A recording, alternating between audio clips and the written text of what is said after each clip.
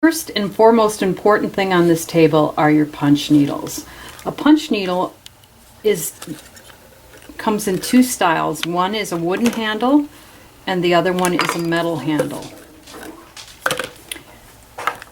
The length of this distance determines how long your loop will be.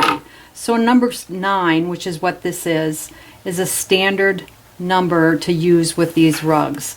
And this creates a loop length of 3/8 of an inch.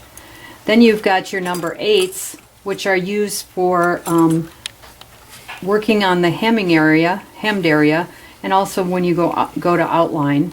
And then the number 10s are used with another technique not with this one, but ones where they use frames, and I make that punch for them because they needed something a little bit more delicate. But these are your primary standard punches. The metal handled one is very lightweight, but the wood one is even lighter, and it's actually a lot warmer in your hand.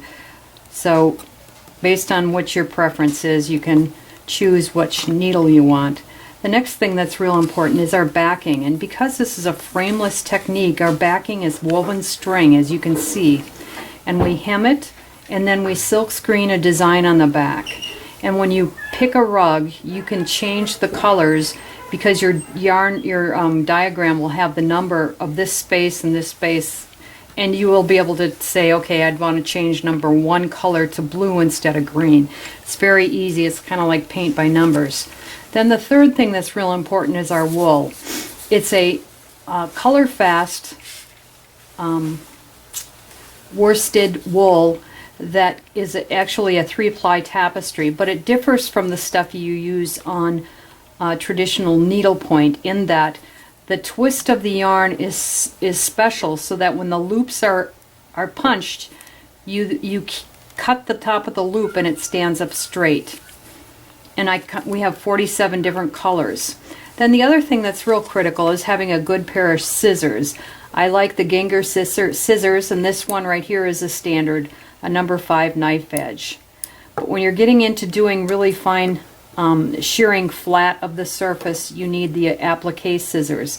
You see how it's got the bent angle, so you're actually cutting parallel with the rug instead of down with a flat rug.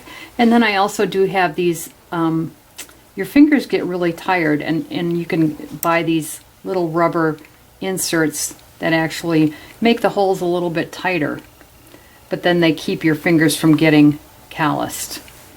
And then we have a special scissors that's just it's called a Tessa, and Gienger puts one out every year, and this is the colorful one. You also need a crochet hook if you're going to be putting a fringe on the backing, and you also need knitting needles so that you can collect the loops at the end. I have a brochure here that shows all the rugs that we have, and we've got over 100 different rugs.